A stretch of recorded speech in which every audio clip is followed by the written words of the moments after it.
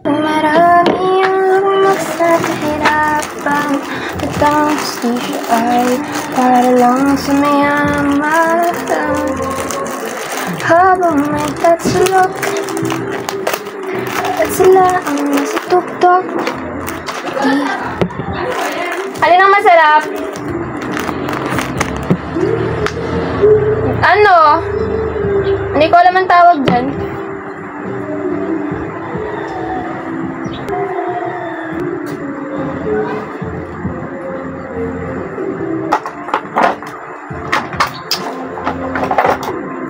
Alam niyo ba na malapit na ang showmanship?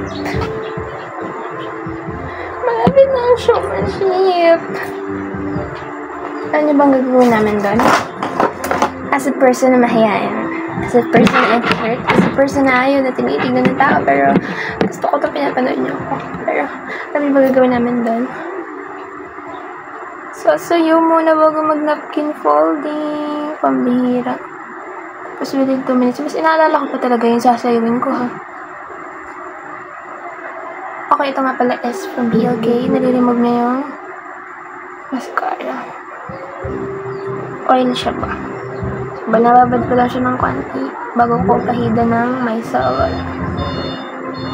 Ayan.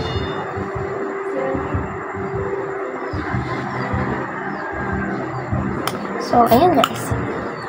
Dagdagin na natin ng makeup.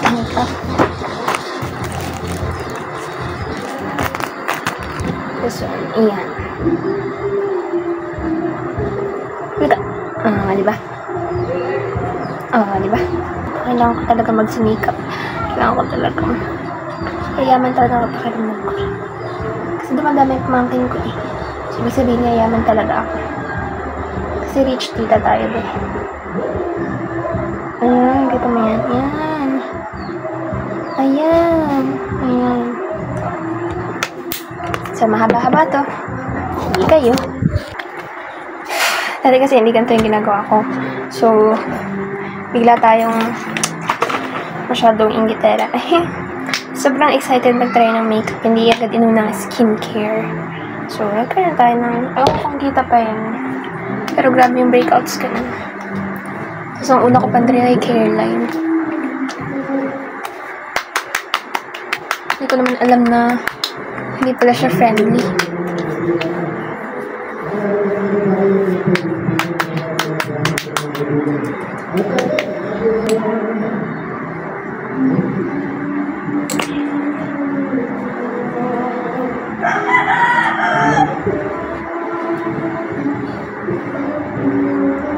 Konting pahangin lang. Kumbaga medyo matuyo-tuyo ko siya. Yan. Tapos, isama ko kaya sa A Day in the Life as a Tourism Students?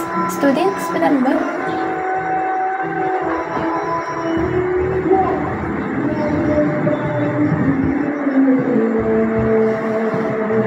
So kids, remember to have your proper skincare before you freaking start your makeup.